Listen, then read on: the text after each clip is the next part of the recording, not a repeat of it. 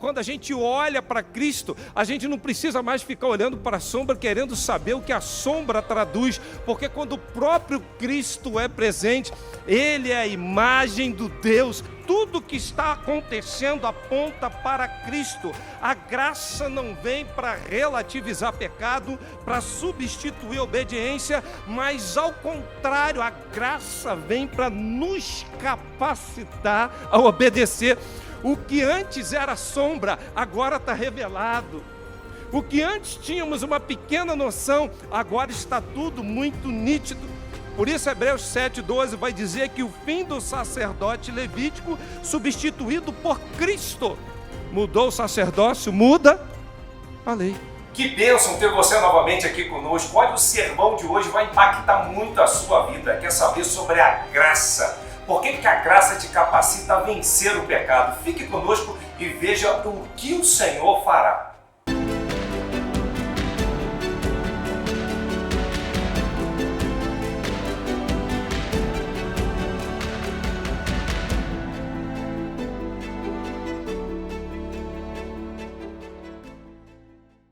Verso de número 20. Na quarta-feira, próxima passada, nós estivemos fazendo uma abordagem sobre graça. Eu queria mais uma vez falar um pouquinho sobre essa graça que tem sido manifesta a todos os homens. Essa graça que se manifestou a cada um de nós. Mas nesse momento eu quero fazer um contraponto, a gente vai fazer uma abordagem. E, introdutoriamente, a gente precisa falar um pouquinho sobre uma hipergraça que ando dizendo por aí. E depois a gente entrar numa supergraça, que é o que a Bíblia fala que ela é.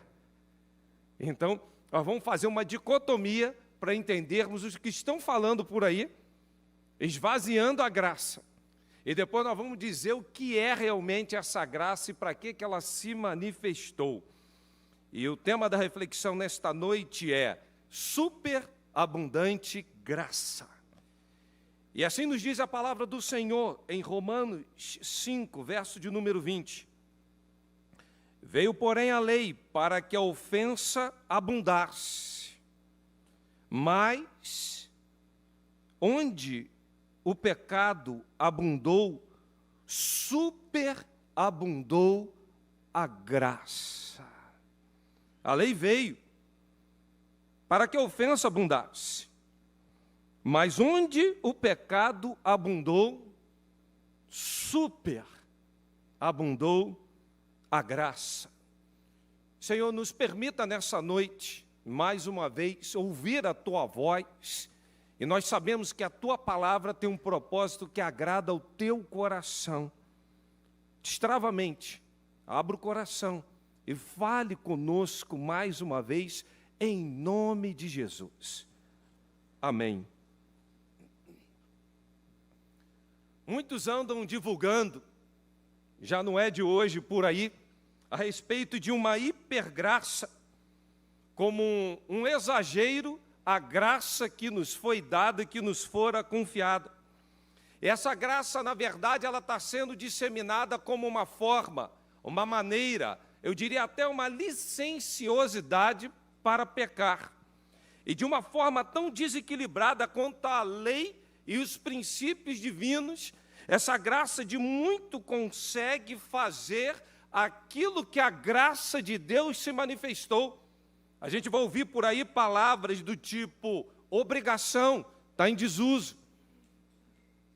Falar que dízimo é uma obrigação, não faz isso não porque ofende. Falar de arrependimento, isso traumatiza.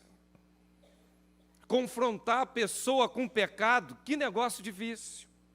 Falar assim, sim, sim, não, não. O que passa disso é de procedência maligna. Isso é muito radical.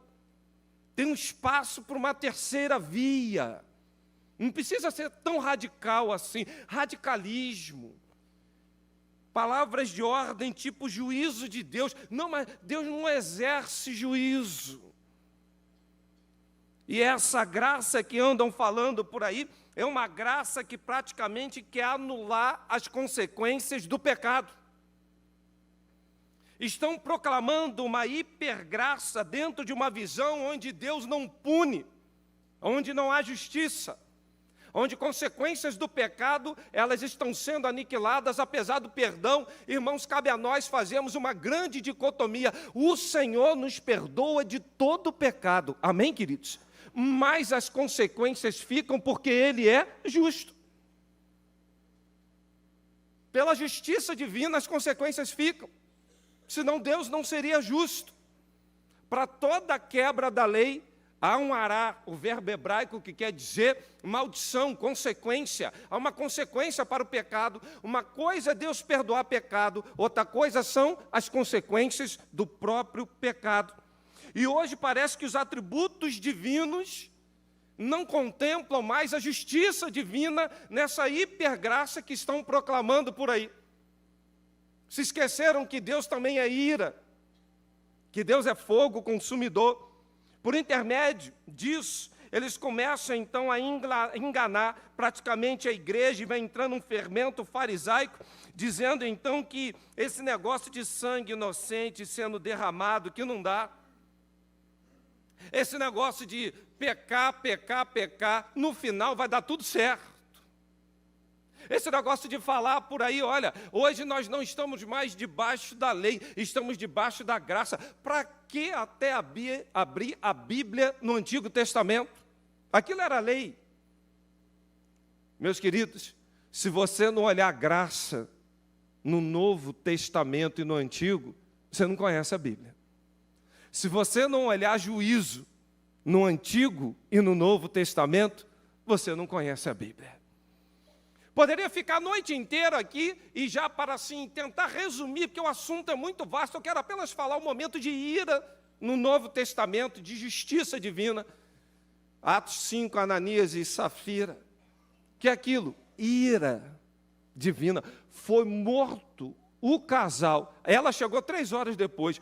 Você vendeu a propriedade, fez isso mesmo? Fiz, foi assim mesmo. Tinha um acordo, mentiram contra o Espírito Santo. O que aconteceu? Fulminada. O que é isso? Justiça, ira. Deus pune o seu próprio filho. Ele não poupou o seu único filho. Para quê? Para promover justiça. Porque era necessário que houvesse derramamento de sangue para que houvesse remissão de pecados.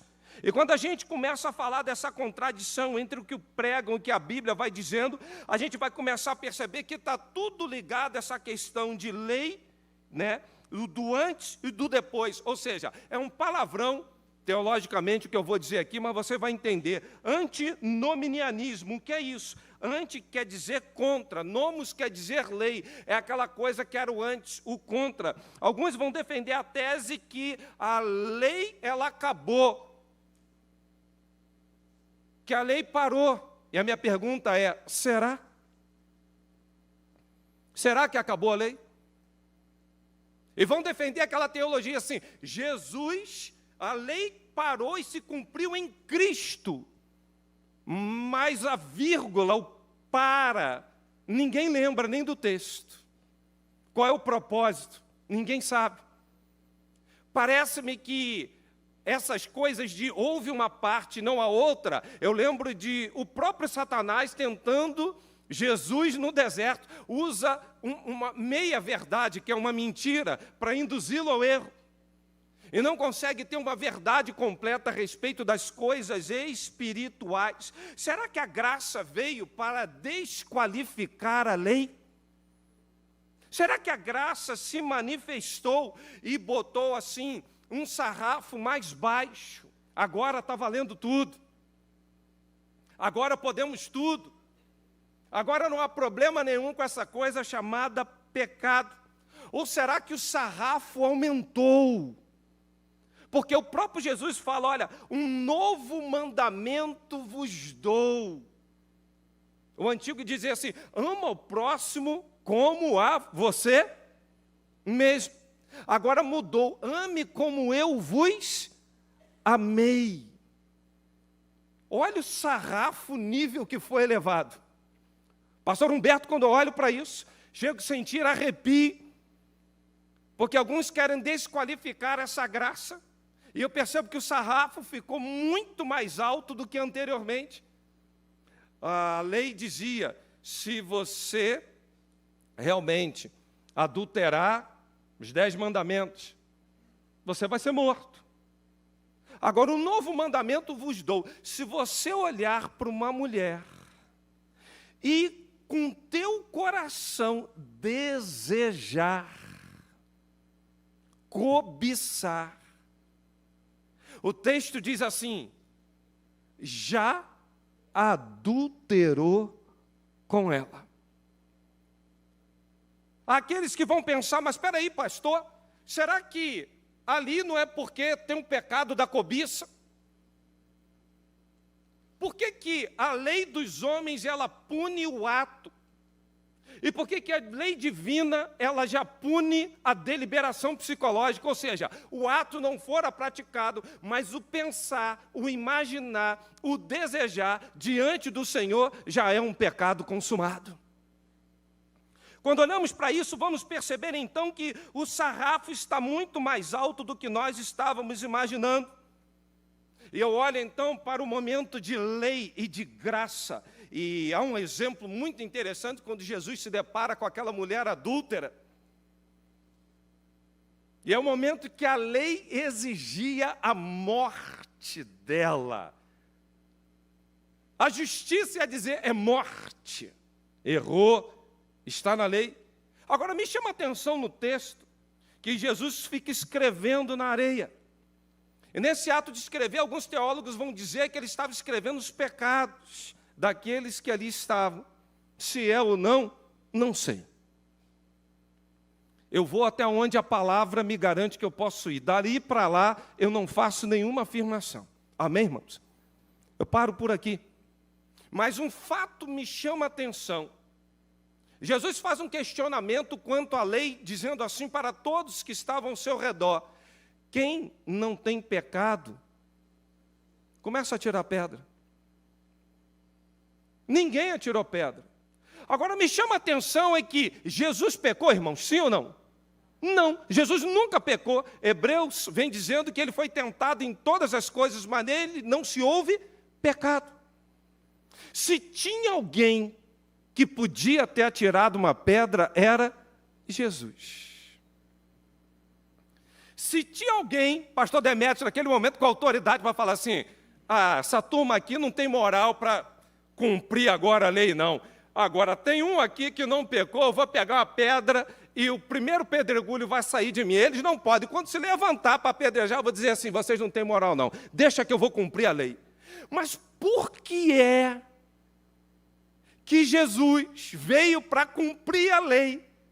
E no momento que ele tem a oportunidade de cumprir a lei, e que ele tinha autoridade para jogar aquela pedra, ele não lança aquela pedra, ao contrário, ele confronta aqueles que estavam com disposição para lançar aquela pedra. Se tinha alguém, era ele. Por que é que Jesus não cumpriu a lei lançando a pedra? Essa pergunta não me sai da cabeça. Eu fico imaginando os pensamentos e os conflitos ali ao redor, sabe por quê? Jesus não estava escrito que ele veio para exatamente cumprir aquela lei somente, mas a lei se cumpre nele. Ele, em momento algum, abominou nada do que estava lá na lei mosaica. Ao contrário, aquela lei ela era falha, ela tinha uma servibilidade, apontar o pecado, mas aquela lei não justificava, não tratava, era uma lei imperfeita. Por isso que Jesus não pecou, não apedrejou, ele veio cumprir a lei, porque o fim da lei é Cristo. Para quê? Para a justiça de todo aquele que nele crê. Romanos 10, 14. O fim da lei é Cristo com um propósito. Qual é o propósito? Justiça para quem crê. Não fica só que o fim da lei é Cristo. O fim da lei é Cristo com um propósito. Por isso, que ao aqueles homens se retirarem, Jesus volta-se para aquela mulher e diz assim para ela: cadê os teus acusadores? Onde é que eles estão? Ninguém me condenou. E a palavra de Cristo para ela é: nem eu te condeno. Me parece que Jesus está quebrando a lei. Não, ele está cumprindo a lei, porque a lei se cumpre nele. Mas para a justiça de quem crê. E a palavra de Jesus para aquela mulher é: vá e não peques mais. Quando observamos todo o contexto que isso for escrito, observamos desde os tempos antigos que a sombra estava sendo divulgada, mas Jesus vem sendo proclamado desde Gênesis. Deus vem se revelando desde a história, mas me parece que alguns homens já compreendiam o espírito da lei, a alma da lei, mesmo não tendo contato com a lei. Olha a vida de Abraão. Quanto ao dízimo, tudo quanto me deres, eu vou te dar o dízimo. Estava escrito aonde? Em lugar nenhum. Não tinha lei. Não tinha sido dada a lei. Mas me parece que Abraão está numa sintonia com Deus ao ponto de adorá-lo e exercitar algo que depois iria se perpetuar. Sabe por quê? Aqueles que estão em sintonia com Deus percebem os princípios divinos. A gente olha para a vida de Jó, irmãos. Jó faz uma coisa interessante. A lei no tempo de Jó falava: se adulterar, morre. Mas ele faz um pacto com seus olhos. E ele fala assim: se eu olhar para uma mulher e cobiçar, era o que Jesus ia falar mais à frente. Ele fala assim: eu quero que os meus inimigos se deitem com a minha própria mulher. Gente, que pacto é esse? Que homem é esse? Mas a lei não previa isso, até que Jesus viesse e declarasse isso. Mas me parece que homens como Abraão e Jó percebem o espírito da lei, os princípios divinos, e conseguem aplicar isso de uma maneira divina em suas vidas. Sabe por quê? Houve uma revelação especial a cada um deles, e esses homens conseguem perceber a gravidade, o que é não só o adultério, mas o desejo, a necessidade não só de fidelidade ao Senhor, mas de uma vida santificada, como foi Abraão, o pai da fé. Mas por que é que o homem não era capaz de atingir a plenitude daquilo que estava na lei? O homem, na verdade, ele ficou cada vez mais distante disso, porque por intermédio de Moisés, essa lei foi escrita, e essa lei vem chegando para regrar, manifestar e apontar para o homem: tem pecado. Mas por intermédio de Cristo Jesus, esse padrão, esse sarrafo aumenta, ao ponto de Jesus declarar lá no Sermão do Monte, dizendo: eu não vim revogar a lei e os profetas, não. Eu não vim fazer isso, ao contrário, está tudo se cumprindo aqui. Por isso Hebreus 10:6 vem dizendo o seguinte: a lei não tem a imagem exata das coisas. Não. Essa lei serve apenas como sombra. Sabe o que é a sombra? É só olhar, dá uma iluminação mais forte aqui em cima de mim. Bem forte aqui, isso. Bota aqui. Estão vendo minha sombra? Aqui atrás? Está dando para ver? Não. Acreditem, tem sombra. E eu não sou uma assombração. Acreditem nisso. Creem no seu pastor. Mas a sombra pode trazer uma imagem distorcida de quem é o Anderson. A sombra não revela quem é o Anderson. Vocês vão olhar para a sombra, vocês vão ter uma noção, ainda que uma noção distorcida, empírica. Por isso que essa sombra, e o objeto da sombra, quando se manifesta, que é Cristo, quando a gente olha para Cristo, a gente não precisa mais ficar olhando para a sombra, querendo saber o que a sombra traduz, porque quando o próprio Cristo é presente, Ele é a imagem do Deus, Ele é a imagem do Senhor, Ele está em perfeita sintonia com o Pai, Ele traz todas as coisas nele. Acabou esse negócio de sombra, por isso que a lei serviu de aio, e aio quer dizer, é uma forma de induzir, de passar, ou seja, a lei veio como uma precursora da obra de Cristo. Tudo que está acontecendo aponta para Cristo. A graça não vem para relativizar pecado, para substituir obediência, mas ao contrário, a graça vem para nos capacitar a obedecer. O que antes era sombra, agora está revelado. O que antes tínhamos uma pequena noção, agora está tudo muito nítido. Por isso, Hebreus 7,12 vai dizer que o fim do sacerdote levítico, substituído por Cristo, mudou o sacerdócio, muda a lei. Vai falando lá de Melquisedeque. Por isso que Jesus fala, esse novo mandamento eu vos dou, mas aniquilou o anterior? Não, o anterior era sombra, agora tem um mais pleno, um mais encorpado, um que nos capacita cada vez mais. Por isso Jesus está fazendo referência às coisas antigas. Aquilo não está anulado, aquilo tomou amplitude, aquilo te empoderou. Agora a graça que há de ser manifesta, aquilo que estava meio sombrio, agora está completamente revelado e nítido a cada um de nós. Eu vos digo um outro mandamento, uma nova lei, e te capacito a obedecer. O Senhor vem falando isso com cada um de nós. Em Gálatas 3, verso 19, vem falando o propósito da lei.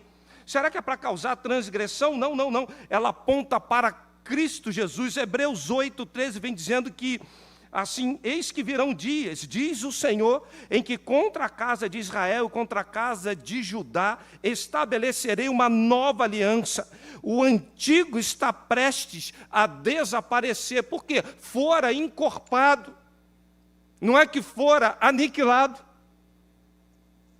Em momento algum, as leis divinas são aniquiladas. Hebreus 9, 9, 10 vem dizendo, e com uma alegoria para o tempo presente, em que ofereceram dons e sacrifícios quanto à consciência, não podem aperfeiçoar aquele que faz o serviço, consistindo somente em comidas, bebidas e várias abulações, e justificações da carne impostas até o tempo da correção. Há uma alegoria no tempo presente que vai oferecer dons e sacrifícios, mas é preciso saber que quando a graça se manifesta, a coisa é completa, ao ponto de Deuteronômio 18:15 falar que o Senhor vai levantar um grande profeta, e por intermédio desse grande profeta, as promessas se cumprirão nele. Se tem uma coisa que eu olho para a vida de Moisés e começo a perceber, é que ele foi um grande legislador. Ele vem trazendo toda a lei.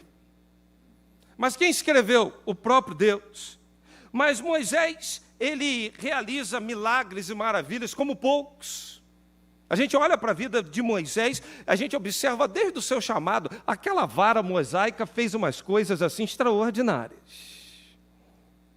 A gente olha para a vida de Moisés e percebia que ele tinha uma comunicação como talvez ninguém à sua época. A Bíblia diz que Deus falava com Moisés face a face. O povo tinha medo. Vai lá, Moisés, é contigo. E Moisés ia lá e falava. Quando olhamos então para a voz que está clamando no deserto e anunciando Cristo, a gente olha então para esse grande profeta que vem em nome de Deus fazendo prodígios, maravilhas e sinais. Olha, agora até os cegos de nascença vêm. Que ligação com o Pai tinha Jesus? Ele dizia, a minha comida consiste em fazer a vontade daquele que me enviou. Irmãos, e a lei toda está se cumprindo no próprio Cristo Jesus, ao ponto do Senhor, o nosso Deus, olhar para ele e falar, este é meu filho amado em quem eu me comprazo. Que ligação, que coisa maravilhosa. Por isso Colossenses 1,15 vem falando, ele é a imagem do Deus invisível, o primogênito sobre toda a criação. O que antes estava escondido, o que antes estava nebuloso, o que antes ainda era incapaz, agora é completo na vida e na obra redentora de Cristo Jesus, porque Ele manifesta o próprio Deus, Ele é a imagem invisível do próprio Deus. E para concluir essa parte, irmãos, nós precisamos entender que essa hipergraça não enxerga isso. Parece até que Deus mudou.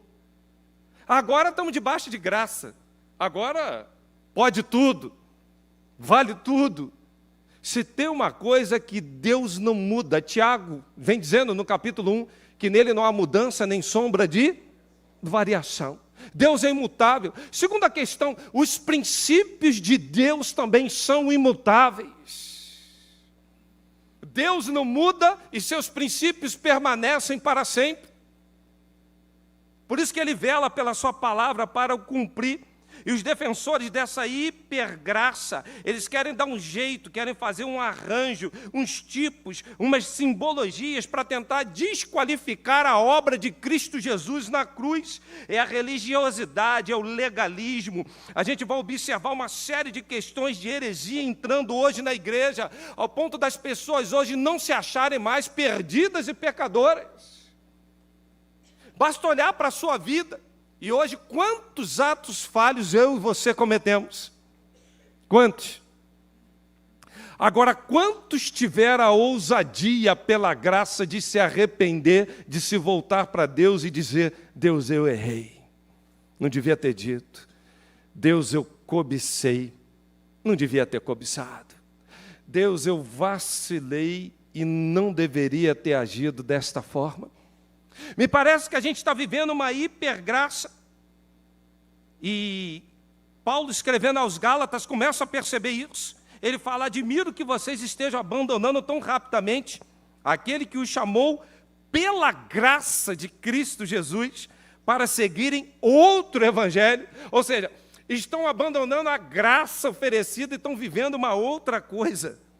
É esse legalismo que vai disfarçar de uma pregação puritana, mas que nunca será suficiente e nunca irá desqualificar a obra de Cristo, a hipergraça de Cristo na cruz, e não uma graça que cada vez mais está baixando o sarrafo, colocando todo mundo no mesmo padrão, como se todos fôssemos farinha do mesmo saco. Não somos, irmãos. Nós não somos. Nós precisamos verdadeiramente fazer uma dicotomia. É a mensagem da cruz com essa cristologia que é a melhor resposta para qualquer tipo de heresia. Se não convergir para Cristo, para o sacrifício de Jesus, é anátema. E o Senhor, Ele não vai fazer nada que venha confrontar com seus princípios. E hoje o povo não quer mais se arrepender. Ah, meus irmãos, que tempo difícil. Deus não leva em consideração o tempo da nossa ignorância, não, mas Ele notifica a todos os homens que se arrependam. É necessário, permanente e constantemente, admitirmos os nossos erros, percalços e fracassos, e confessarmos ao Senhor e pedir perdão e ter restauração em nossas vidas. Há uma igreja hoje que vai vivendo na moda que vamos nessa hipergraça, não pede perdão de nada, não se arrepende de nada, e parece que essa hipergraça, eu estou debaixo da graça, então eu peco à vontade. E o apóstolo Paulo vem falando isso. Será que essa graça manifesta te dá empoderamento para pecar à vontade? De forma alguma. Há outros que estão dizendo: eu não preciso mais nem orar e nem realizar práticas cristãs. Outro dia eu fui orar no meio de uns jovens. Eu falei: por que tem que orar no horário do almoço, no horário da janta, para agradecer? Deu vontade de falar assim: devolve a comida. Não precisa orar, não. Nem precisa comer. Vai para um jejum. E o dia que você passar assim, alguns dias sem comer e vier o primeiro prato de comida, eu tenho certeza que você vai falar assim: Deus, graças te dou. Ah, Deus, graças eu te dou por esse prato de comida. Eu não sei se você já foi alguma vez na vida privado de coisas assim elementares, como ficar assim, sem tomar banho, durante um bom tempo, sem conseguir, às vezes, ter um local decente para fazer necessidades fisiológicas, sem ter a alimentação correta e coerente. Irmãos, eu já passei por isso. Quando você chega em casa, que você toma um banho, você não para de glorificar. Quando vem aquela comidinha temperada, as lágrimas vêm. Quando você deita naquele travesseiro confortável que parece que te agasalha com aquelas penas de ganso, ou com aquele elástico da NASA, de não sei das quantas, parece que a cama já vai te abraçando, te acolhendo com aquele arzinho climatizado, que era 1000 vezes melhor do que dormir molhado em cima de pedra, como eu já fiz muitas vezes.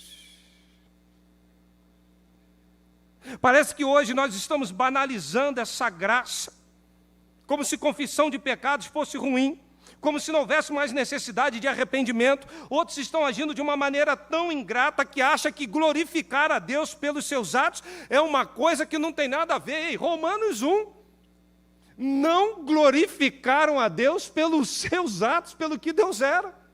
São indesculpáveis. Por isso a palavra fala, onde abundou o pecado, onde tinha o poder do pecado, onde o pecado estava lá descrito, agora, com o sacrifício de Jesus, vai superabundar a graça. Paulo vem falando da superabundante graça. E esse prefixo ele é muito interessante, ele vem falando da grandeza, onde há uma fonte infinita, aberta para todos nós. E o Senhor nunca nos dará um cheque em branco para pecar, não, isso é tornar a graça barata. Ao contrário disso, o que o Senhor faz mediante a sua graça, a hipergraça, maravilhosa graça, é nos conceder capacitação para vencer o pecado. O pecado, ele estava sendo muito empoderado.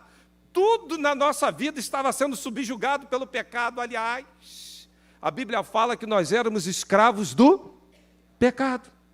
Mas a graça maior prevalece, a superabundante graça. Ela vem como um atributo divino, querendo mostrar a cada um de nós que você e eu estamos empoderados para vencer todo e qualquer tipo de pecado. A Bíblia vai apontar que por intermédio desta graça o Senhor oferece a nós redenção. Nós estávamos destinados à perdição. Vem a salvação, vem a santificação. Por isso que essa graça produz e capacita a pessoa mais errada, mais desequilibrada, aquele pior dos piores, que alguém olha e fala assim, será que tem salvação? Seja sincero, irmão. Não tem gente que você olha e fala assim, sei não, hein? Eu acho que esse aqui, ou essa aqui, não tem salvação, não. O negócio é estreito. A gente olha com um olhar humano, e tem gente que a gente desanima a falar de Cristo, que a gente acha que não tem jeito. Mas temos que ter ousadia e dizer que a graça é indescritível. Difícil de entender a sua largura, altura, profundidade, as dimensões. Por isso classificamos como hiper, maravilhosa graça. Ela é suficiente sim, para que nós possamos a cada dia dizer não à mentira, não ao adultério, não à vaidade, não às questões desse mundo, e a falarmos sim para tudo quanto vier da parte de Deus. É por intermédio dessa abundante graça que temos acesso às riquezas, às maravilhosas riquezas celestiais, e vivermos sim uma hipergraça carregada de magnitude de comunhão com o nosso Pai. Como é bom vivermos essa graça. A nossa salvação não é completamente gratuita, como disse o Marquinhos, até porque foi pago um alto preço por Cristo Jesus. Agora, quando entendemos essa obra redentora, nós percebemos que a graça nos deu identidade. Hoje eu tenho uma identidade. E quando vem o pecado sobre a minha vida, dê uma carteirada, meu irmão. Puxa a carteira do bolso e fala, sabe com quem você está falando? Vou te mostrar a minha identidade. Porque tem gente que passa num concurso para, enfim, quer ficar dando carteirada nos outros. Tem gente dentro da igreja querendo dar carteirada. Sou amigo do pastor. Pensando o quê? Sabe com quem está falando? Que a igreja é uma coisa maravilhosa. Você norteia a igreja e fala assim, irmãos, não mexe nesse banco aqui não, porque tem um propósito, é isso. Aí chega outro e fala assim, eu quero que mexa, que bote ali. Chegou outro e fala assim, não, mas não mexe como ele botou, não, faz assim. Cada um vai querer fazer como bem entende. Aí chegam aqueles que querem dar uma carteirada, fala assim, ei, sabe com quem está falando?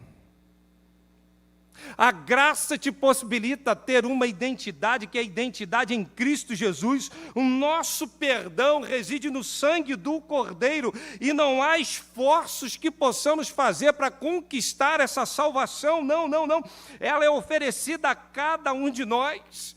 Por isso a nossa santidade é fundamentada na graça de Cristo. Nós não vivemos mais por aquela lei mosaica, mas agora pela lei que é Cristo, que incorporou aquela lei que era imperfeita e apontou um sarrafo muito mais alto que nos capacita a vencer, que nos capacita a triunfar, que nos capacita a dizer a graça é hiper, super, mega, e é com ela sim que eu não vou mais viver a vida que eu tinha, mas vou viver uma vida com propósito em Cristo Jesus, de sorte que viva não mais eu, mas Cristo vive em mim. Quando compreendemos essa graça, meus irmãos, entendemos por que Davi declara isso, no Salmo 63, verso de números 3, dizendo, a tua graça é melhor do que a vida. Momento de tanta dificuldade, Davi passando, como eu preguei na última quarta-feira, ele fala, essa graça é melhor do que a vida. E eu queria concluir essa reflexão falando para você, não banalize essa graça. Não pense que você pode viver uma vida dissoluta. Não torne o sacrifício de Cristo Jesus banalizado. Porque essa hipergraça que andam divulgando aí fora, isso é anátema. Isso é falso evangelho. Porque o evangelho da cruz, a palavra de ordem é arrependei-vos. Porque o evangelho da cruz é a cada momento você se enxergar diante da graça, como José do Egito fez, na casa de Potifar, sendo cobiçado, e o investimento ali foi ferrenho, irmãos, dias. E ele, quando foge, a capa fica, ele fala, pecaria eu contra Deus? Que graça sobre a vida de José do Egito, ao ponto dele falar assim, não é porque eu não quero, não. É porque se eu fizer isso, eu vou afetar o meu Criador, o meu Senhor. Na verdade, o que José está falando é o seguinte, eu não quero me alegrar com aquilo que faz Deus chorar. Eu não posso viver uma vida de pecado dissolutamente se em mim não houver arrependimento. A graça não é um cheque em branco para eu viver uma vida dissoluta, ao contrário. A graça me empodera a cada momento a falar não à presunção, a falar não ao pecado, a você descer e humildemente reconhecer que a abundante graça do Senhor, ela se manifesta para te tornar um membro da família de Deus. Irmãos, de perdidos, de escravizados, agora herdeiros e membros da família de Deus. É por intermédio desta graça que o Senhor nos coloca numa posição superior à dos anjos. Porque Ele não somente restitui o que havia perdido, mas nos dá uma posição superior. É por intermédio dessa graça que nós experimentamos o que é sermos mais do que vencedores em Cristo Jesus. Você já teve oportunidade alguma vez na vida de subir num pódio? Terceiro lugar. Segundo lugar.